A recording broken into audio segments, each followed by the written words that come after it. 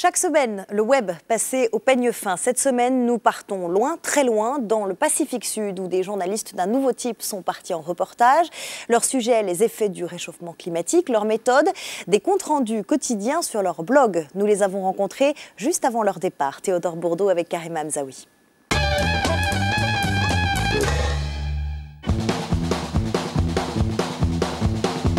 Quoi de neuf dans la webzone cette semaine? Voici les globetrotters Tristan et Alban. Depuis 1 an et demi, ces journalistes sillonnent le monde et réalisent des reportages sur des sujets d'actu. Ils les diffusent directement sur le net. Dernier en date, le réchauffement climatique. Direction donc Tuvalu pour évoquer une difficile question, la question des réfugiés climatiques. Tuvalu étant une île qui doit disparaître pour raisons climatiques. Nous avons rencontré les globetrotters la semaine dernière. Quelques heures avant leur départ, ils étaient déjà prêts à dégainer leurs outils.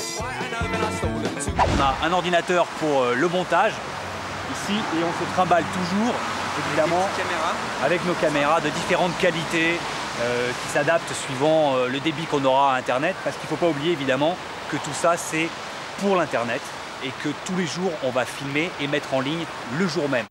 Et une trentaine d'heures plus tard, un premier reportage et une première galère aussi.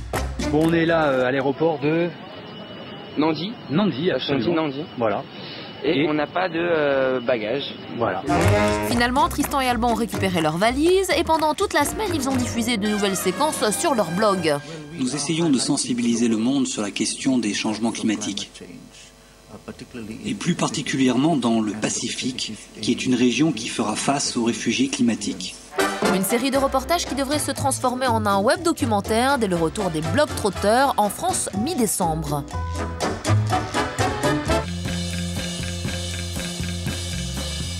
À part ça, dans la webzone, le mariage qui affole la blogosphère, c'est celui de Larry Page, le cofondateur de Google. Le milliardaire épousait cette semaine la charmante Lucy. C'est le mariage dont tout le monde parle dans la Silicon Valley. Un mariage ultra secret organisé sur l'île privée de Richard Branson dans les Caraïbes.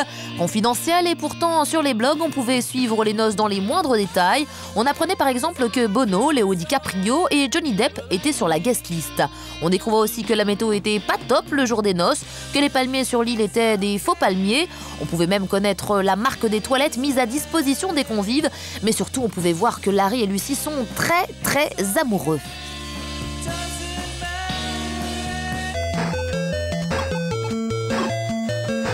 Vous connaissez ce jeu vidéo mythique, Tetris, 70 millions d'unités vendues depuis plus de 20 ans. Des étudiants finlandais ont eu une idée, jouer à un Tetris géant sur la façade de leur résidence universitaire. Un ordinateur central est programmé pour allumer des ampoules de couleurs à chaque étage, le tout commandé par un téléphone portable. Des heures de travail qui captivent maintenant les internautes du monde entier. Ces vidéos ont été vues plus de 250 000 fois sur les sites de partage.